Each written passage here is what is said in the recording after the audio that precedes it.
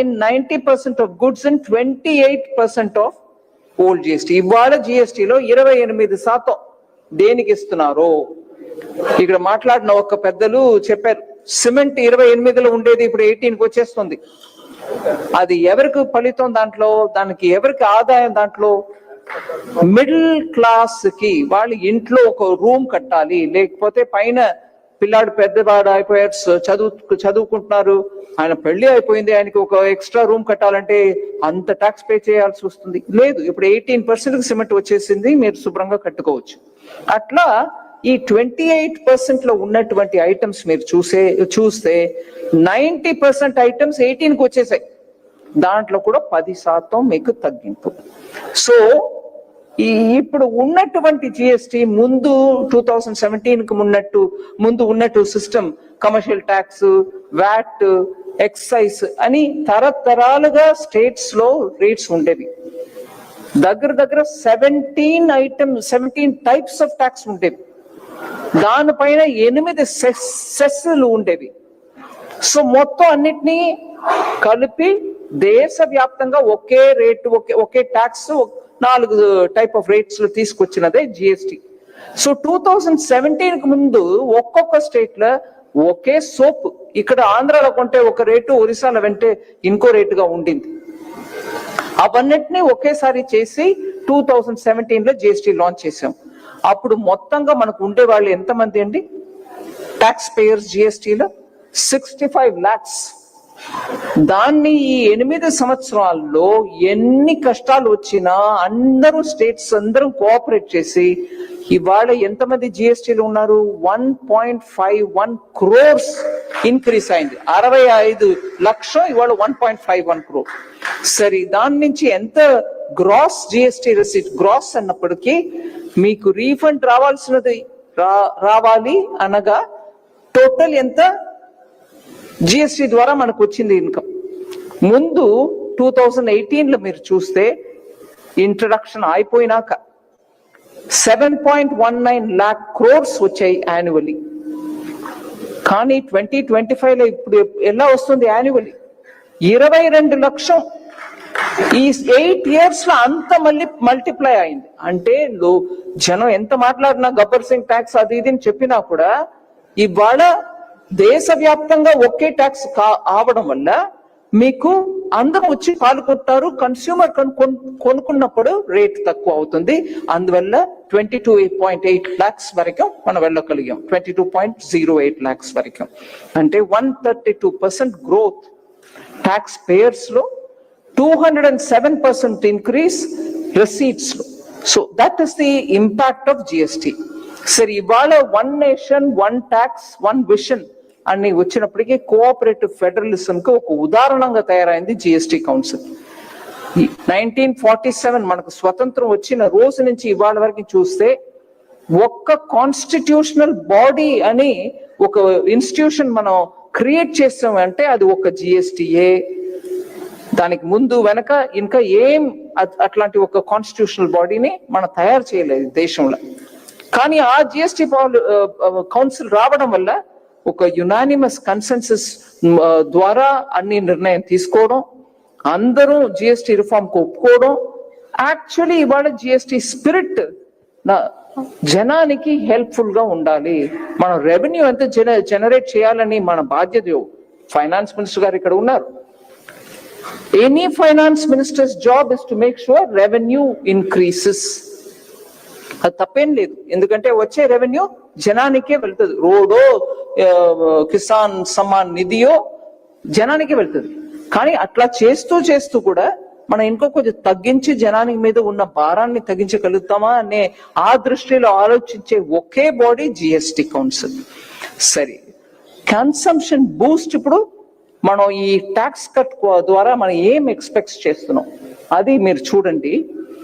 ఇప్పుడు వచ్చే న్యూ జెన్ ట్యాక్స్ ద్వారా రేట్ కట్ చేయడం వల్ల 12% రేటుని తీసేసి 28% ట్యాక్స్ ని తీసేసి 2 స్లాబ్ ఉన్నటువంటి జిఎస్టి ద్వారా మనకు 2 లక్షల కోటి వరకు ఇంజెక్ట్ అవుతుంది ఎకానమీ. జనం చేతిలో డబ్బు ఉంటుంది. మీరు ట్యాక్స్ గా కట్టవలసిన డబ్బు ట్యాక్స్ గా కట్టకుండా ఇప్పుడు మీ చేతిలో ఉంటుంది. అది ఎంత లెక్క ఉంటుందని అంటే 2 లక్షల కోట్ల వరకు ప్రజలు చేతిలో డబ్బు మిగులుతుంది జిఎస్టీ ఈ కొత్త రిఫార్మ్ వల్ల. ఇది అంటే ఏంటి? అది ఇవాళ ఒక్క పిఎల్ఐ స్కీమ్ సెమీ కండక్టర్స్ కో లేకపోతే ఒక్క స్కీమ్ రిన్యూవబుల్ ఎనర్జీకో పిఎల్ఐ ప్రొడక్టివిటీ లింక్డ్ ఇన్సెంటివ్ ఇస్తున్నాం. అట్లా ఒక్క స్కీమ్ తీసుకుంటే ఈ ఒక్క GST second generation rate cut ద్వారా 10 పిఎల్ఐ ఇచ్చినట్టు లెక్క. జనానికి మీరు ప్రొడ్యూస్ చేస్తున్నారో లేదో, కన్స్యూమ్ చేస్తున్నారో లేదో ఒక ప్రోడక్ట్ తయారు చేస్తున్నారో లేదో మేము చూట్ల ఒక పిఎల్ఐ ఇచ్చి సెమీ కండక్టర్ ఇండస్ట్రీకి ప్రోత్సాహం ఇవ్వాలి అని ఎంత డబ్బు ఇస్తున్నామో దానికంటే 10 రెట్లు జనాన్ చేతిలో డబ్బు ఇవ్వడం మిగులుతుంది. మీరు పిఎల్ఐ మీరు చేసుకోండి. అట్లాగే పిఎం ఆవాస్ యోజన బీద వాళ్ళకి ఇల్లు కట్టడానికి ప్రైమ్ మినిస్టర్ ద్వారా స్కీమ్, దాంట్లో ఎంత డబ్బు ఇస్తున్నామో దానికంటే 4 times మోర్ ఇవాళ జిఎస్టీ కట్ ద్వారా ప్రజల మధ్యలో డబ్బు వెళ్ళిపోతుంది. అది మీరు ఎలా ఉపయోగించుకుంటారో అది మీది. సరే, ఇది చేయడం వల్ల లాభం ఏంటి? జనానికి చేతుల డబ్బు ఎక్కువ వస్తుంది. మీరు ఇంకా కొనుగోలు చేసుకోవచ్చు, లేదా సేవింగ్స్ చేసుకోవచ్చు, లేదు మీ ఆడపిల్ల మీద ఖర్చు పెట్టవచ్చు, చదివించవచ్చు, లేదు ఆమెకి ఏదైనా డిపాజిట్ పెట్టాలంటే పెట్టవచ్చు. మీ చేతుల డబ్బు మిగులుతుంది. ఇప్పుడు మీరు వెళ్ళి ఎక్కువ కొనుక్కుంటే ప్రొడక్షన్ ఎక్కువ అవుతుంది. కంపెనీలు ఇంకా తయారు చేస్తే మార్కెట్కి డిమాండ్ ఉంది కాబట్టి వస్తారు. దానివల్ల జాబ్స్ పెరుగుతాయి, దానివల్ల ట్యాక్స్ బేస్ పెరుగుతాయి. ఎక్కువ కొనడం వల్ల ఎక్కువ ట్యాక్స్ కలెక్షన్, చిన్న అమౌంట్ బట్ ఎక్కువ కలెక్షన్ వస్తుంది. మొత్తం ఇవన్నీ కలిపి చూస్తే ట్యాక్స్ తక్కువ, ఇంకా ఎన్నిసార్లు తగ్గించి ఇంకా లోవర్ రేట్ కి తీసుకెళ్ళడానికి ఆస్కారం ఉంది. అందువల్ల ఈ second generation GST is a very big step forward for the economy. ప్రధాన మంత్రి గారు వికసిత్ భారత్ 2047 కు లోపల అంటున్నారు. అది ఎలా అచీవ్ చేస్తాం? జనం మధ్యలో ఈ చేతిలో డబ్బు ఉంటేనే కదా మీరు వెళ్ళి మీ ప్లాన్ ప్రకారం ఖర్చు పెట్టుకోవడానికి ఆస్కారం ఉంటుంది. అప్పుడే ఎకనామిక్ సైకిల్ ఫుల్ తిరుగుతుంది అన్నమాట. సరే, ఏ ఐటమ్ మీద రిడక్షన్ వచ్చింది? Number 1, change the slide. Dairy essentials, పాలు, పన్నీర్, కర్డ్ అవన్నిటినీ కూడా ఇవాళ 5% లో ఉండింది, ఇప్పుడు 0కి వచ్చేసింది. మీరు ఏం ట్యాక్స్ కట్టకర్లా. Second, groceries. ప్రతి నెల వెళ్ళి ఈ నెలకి కావాల్సిన సామాన్, మన రేషన్ షాప్ అంటారు, గ్రోసరీస్, వెళ్ళి పప్పులు, ఉప్పులు, చింతపండు, నూనె, దాంట్లో మీరు చూస్తే 90% ఐటమ్ వచ్చేసాయి 12 నుంచి 5కి. సో గ్రోసరీస్ 5% లోనే ఉంటుంది.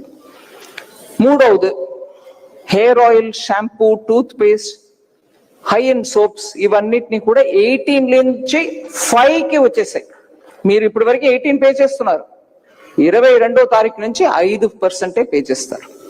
సరే, బటర్, ఘీ, యుటెన్సిల్స్, ఇంటికి కిచెన్ కావాల్సిన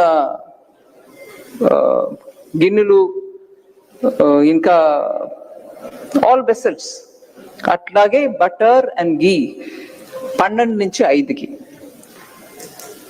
social protection coverage surges from 19% to 64% in 64% in a decade. Social protection అప్పుడు ఇన్సూరెన్స్ ఇవన్నీ కూడా ఎక్కువ మంది తీసుకుంటున్నారు. దాంట్లో కూడా రేట్ రిడక్షన్ తీసుకొచ్చాం. ఇవాళ మిడిల్ క్లాస్ ట్యాక్స్ కార్స్ కొనడంలోను, ఫ్రిడ్జ్ లోను, ఏసీ కొనడం, ఆ టైంలో కూడా ఒక చిన్న కారు ఉంది, కొంచెం పెద్దది కొనుక్కుందాం అంటే పెద్ద ట్యాక్స్ అయిపోతుంది అని ఆలోచించే వాళ్ళకి 28% ట్యాక్స్ కార్ మీద, ఫ్రిడ్జ్ మీద, ఏసీస్ మీద ఉన్నది అన్ని కూడా 18కి వచ్చేసాయి. సో మిడిల్ క్లాస్ కు కూడా పెద్ద రిలీఫే. సరే, ఇవన్నిటికి ముందు నేను ఒక విషయం చెప్పాల్సింది ఉంది. ఈ జిఎస్టి రీవ్యాంప్ ఎలా చేశారు? What is the principle guiding it? మీకు ఇష్టమైన వస్తువుల్ని ఒక రేట్లో పెట్టారు, మీకు ఇష్టం లేని వస్తువుల్ని ఇంకో రేట్ పెట్టారు అనేది కాదు. 5 ఫిల్టర్స్ పెట్టుకున్నాం యాజ్ అ పాలసీ ఇండికేటర్. 5 ఏంటి? పూర్ పీపుల్, మిడిల్ క్లాస్ కు ఉపయోగమైన వస్తువులు తగ్గించాలి. మిడిల్ క్లాస్ వాళ్ళ ఆస్పిరేషన్స్ కి కావాల్సిన, ఇప్పుడు టీవీ, ఫ్రిడ్జ్ ఇవన్నీ చెప్పాను, మిడిల్ క్లాస్ కి కావాల్సిన ఆస్పిరేషనల్ గుడ్స్. మూడవది రైతులకి సంబంధించే whether it is pesticides or వాళ్ళు irrigation pipes or drip irrigation వాళ్ళు యూస్ చేసేది. ఇప్పుడు చాలా మెకానికల్ ఇన్స్ట్రుమెంట్స్ వచ్చాయి, ట్రాక్టర్ కాకుండా, టిల్లింగ్, హోయింగ్, ఏదైనా వీడ్స్ రిమూవ్ చేయడానికి ఆర్ ప్రిజర్వేషన్ కి. సో రైతు మూడవది.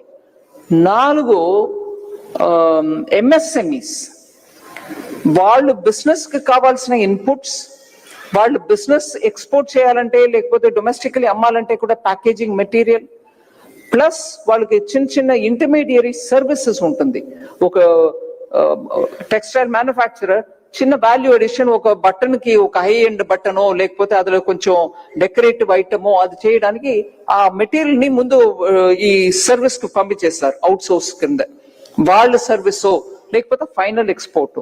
అండ్ 5వది దేశానికి ఉపయోగమైన సెక్టర్స్, వాళ్ళు జాబ్స్ క్రియేషన్ ఉంటుంది, ప్లస్ ఎక్స్పోర్ట్ పొటెన్షియల్ ఉంటుంది, మన ఎకానమీకి కావాల్సినది. ఈ 5 ఇండికేటర్స్ ద్వారా మొత్తం జిఎస్టి ఎక్కడెక్కడ ఇంపాక్ట్ అవుతుందో అవన్నిటినీ మళ్ళీ అనలైజ్ చేస్తాం. ఈ దీంట్లో ఒక్కరికి బెనిఫిట్ చేయడం వల్ల ఇంకొకరికి ఇబ్బంది అవుతుందా అనేది కూడా, ఎందుకంటే ఈ క్రాస్ పర్పస్ లో పని చేసినప్పుడే ఇన్పుట్ ట్యాక్స్ క్రెడిట్ ఇష్యూ వస్తుంది. ఇన్పుట్ ట్యాక్స్ క్రెడిట్ ఇష్యూ వచ్చినప్పటికీ అక్కడ ఎవరో ఒకరు చెప్పారు, గవర్నమెంట్ కాంట్రాక్ట్ చేసాము మేము, ట్యాక్స్ మీరు తగ్గించండి ఎందుకంటే మాకు పేమెంట్ వచ్చినప్పటికి లేట్ అవుతుంది. ఇట్లా చాలా విషయం చెప్పినప్పటికే పేమెంట్ రాకుండా వాళ్ళు ఎక్స్పెండిచర్ క్లెయిమ్ చేస్తున్నారని వాళ్ళని డిటర్ చేయడానికి ఇన్కమ్ ట్యాక్స్ యాక్ట్ ద్వారానే, అంటే ఫినాన్స్ బిల్ ద్వారానే ఎంఎస్ఎంఈ యాక్ట్ లో ఉన్నటువంటి ఒక ప్రొవిజన్ కి ఎఫెక్టివ్ ఉండాలి అని ఒక చేంజ్ తీసుకొచ్చాం 2-3 years ago. దాని మీద చాలా చర్చ జరిగింది. అదే ఇలాగా మేము సర్వీస్ చేసుకుంటాం, ఒకరి దగ్గర నుంచి సర్వీస్ తెచ్చుకుంటాం, ఒక ప్రోడక్ట్ తెప్పించుకుంటాం, దానికి మేము పేమెంట్ ఎప్పుడు ఇస్తామో అది మా బిజినెస్ కమర్షియల్ అండర్స్టాండింగ్ ఉంటుంది మా మధ్యలో, మీరు దాని మీద ఎక్స్పెండిచర్లు చూపించకూడదని ఎలా మారుస్తారు అని చాలా గొడవ జరిగాయి. మీరు పేమెంట్ ఇవ్వకుండా కూర్చొని అది 2 years తర్వాత ఇస్తూ ప్రతి సంవత్సరం దాని మీద ఎక్స్పెండిచర్ చూపించేసి ఇన్కమ్ ట్యాక్స్ రాహత్ తీసుకుంటున్నారంటే అది ఎలా సరి? అది కూడా మార్చాం. సో మీరు వర్క్స్ కాంట్రాక్ట్ వాళ్ళు అడగడం సరే, మీ ఇబ్బందిని మాకు చెప్తున్నారు, కానీ ఎక్కడ ఇద్దరు ఒకరు టైంలో పేమెంట్ ఇవ్వలేదు, దానివల్ల మనది లాకప్ అవుతుంది, కానీ గవర్నమెంట్ నువ్వు అది బర్డన్ తీసుకో అన్నప్పుడు కొంచెం it makes me feel a bit ఎక్కడో ప్రాబ్లం, ఇంకోరు నాకు సరిపెట్టండి అన్నట్టు ఉంది. We will look into it, I'm not saying I won't, but it is a commercial contract. ఎవరు మీకు పేమెంట్ చేయలేదో వాళ్ళ దగ్గర కొంచెం గట్టిగా అడగడానికి యూ డోంట్ వాంట్ గట్టిగా అడగడం, బికాస్ గట్టిగా అడిగితే వాళ్ళు మళ్ళీ నన్ను పిలిచి బిజినెస్ ఇవ్వరో ఏమో, ఎందుకు వచ్చింది గవర్నమెంట్ చెప్పేద్దాం వాళ్ళు చూసుకో.